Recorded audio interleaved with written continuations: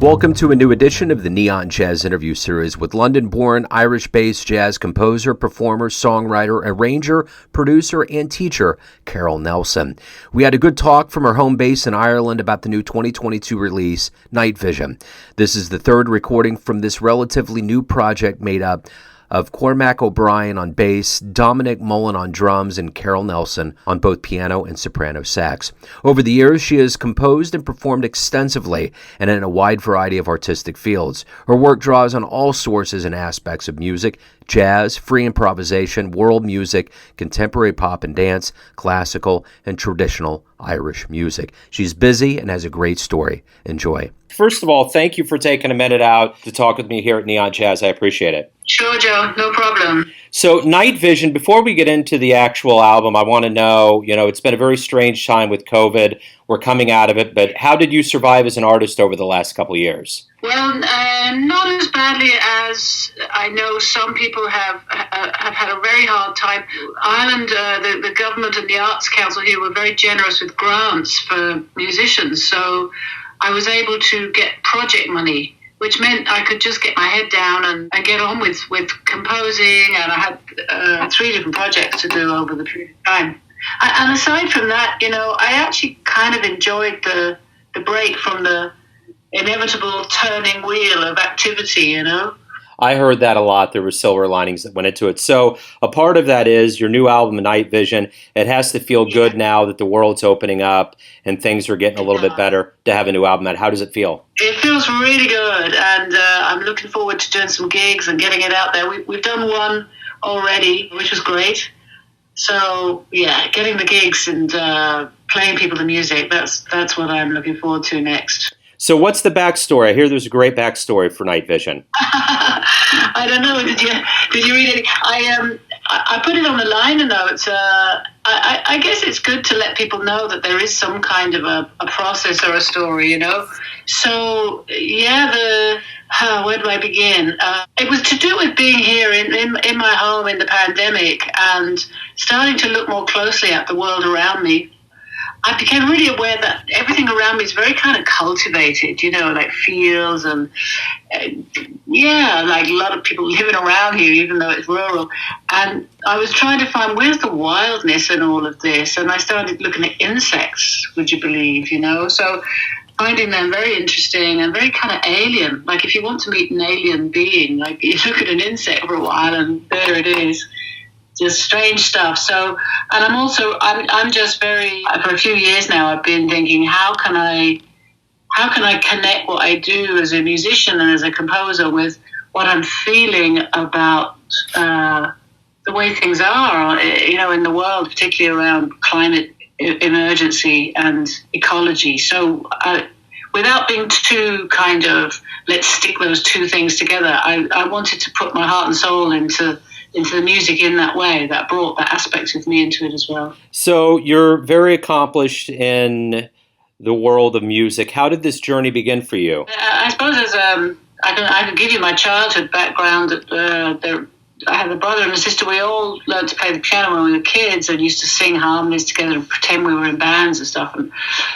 And all 3 of us are now musicians one way or another, although neither of my parents ever played a note. But I suppose, I got myself a university education and a degree, but I never really felt like I fitted into the ordinary world of work. And I made a decision when I was 21 that I was going to be a musician, and as long as I could, it might be a precarious kind of a life, but as long as I could feed myself and stay warm in winter, I was going to have minimal needs. That's the way I thought of it to myself, and it's worked out really well. I played for everybody I could. If somebody said, do a gig coming and playing for old people or for young people's dance classes or anything, I would just do everything just to be a musician. Talk to me a little bit about who your inspirations were. Well, I don't know where to start, Joe. Do you know who I would put top of the pile? I think I would put Wayne Shorter. I'm a saxophone player as well as a piano player. I love his composition. I love how he has stayed very fresh and open to new music all through his life, and he's in his 80s now. So he's an inspiration to me as someone who can keep changing, keep exploring. Yeah, so huge for me, I think.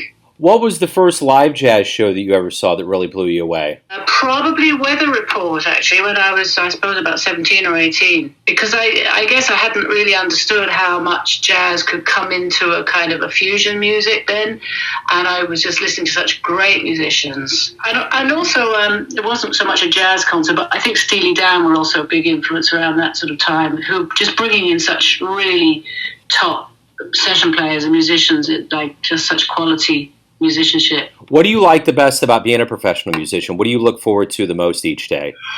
I've always got something in my head that I want to pursue. So whether it's composition or whether it's just I want to go more deeply into particular aspects of harmony and practice, I don't know. I don't fill my day out totally with music. I also love to grow food and cook food. So I've got a big garden here and I do that as well. So I what else? I can't say more than that, really. Try another question. Maybe I can come back to that one. Yeah, no, I think you answered. I think that was just fine. So I got a generic question. Why do you love jazz? I love jazz because it offers me the opportunity to be creative in the moment. It also feels to me like a privilege to step into, for the brief span of my lifetime, into this tradition where there's been such phenomenally great players and will continue to be, and I can just kind of put my little foot into that river for the time that I have. And there's always a path, there's always that flow, there's always that possibility of new experience. Now that we're getting back to live music, what do you hope we all realize about the power of live music that we've been away from largely for the last 2 years? You know, when I went back to doing some live gigs, the first live gigs I did were last September and October, they were very special, Joe, because everybody who would be in the audience, it would be like their first time out to a gig. And it was so emotional. It really mattered. It really mattered that it was live.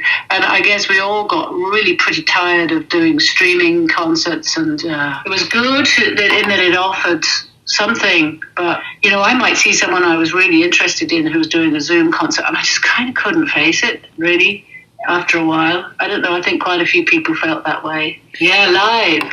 And it's so much about the connection with the audience that it's a shared creative and listening experience. It doesn't happen without the audience in the same way. So everyone has a perception of you or an idea of who they think you are, your family, your friends, your fans, but ultimately you live your life. Who do you think you are? That is very deep. Let me have 2 seconds, 3 seconds to think about. I think I'm someone who wakes up every day with a feeling of, I'm a pretty happy person, you know, with a feeling of the world is here, I'm happy to be in it, and I really appreciate the life I have. So, and then I just kind of step into my day. I mostly do things that I really enjoy. I'm very, very lucky, you know. I enjoy teaching my students, I enjoy piano, I enjoy my saxophone, I enjoy my gigs, I enjoy my band. That's a lot of enjoyment. That's more than anyone's supposed to have, I think. Oh, I don't know. I think you can heap it on. I think it's good. Oh, thank you. I have permission. That's great. I saved the hardest one for last. Carole, thank you for taking time out for Neon Jazz. Good luck with the album and the return to the stage. That's fantastic, Joe. Pleasure to talk to you, and enjoy the rest of your day. Mine is coming to towards the end of my day here now. I always love looking into the future, so when I have these conversations, I get to see it. Thanks for listening and tuning in to another Neon Jazz interview, where we give you a bit of insight into the finest players in London, Ireland, Kansas City, and spots all over the world, giving fans all that jazz. Thanks to Carole for her time, music, and stories. If you want to hear more interviews, go to Famous Interviews with Joe Domino in the iTunes Store.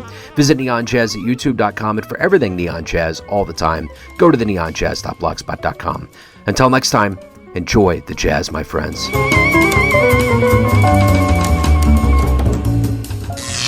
Neon Jazz.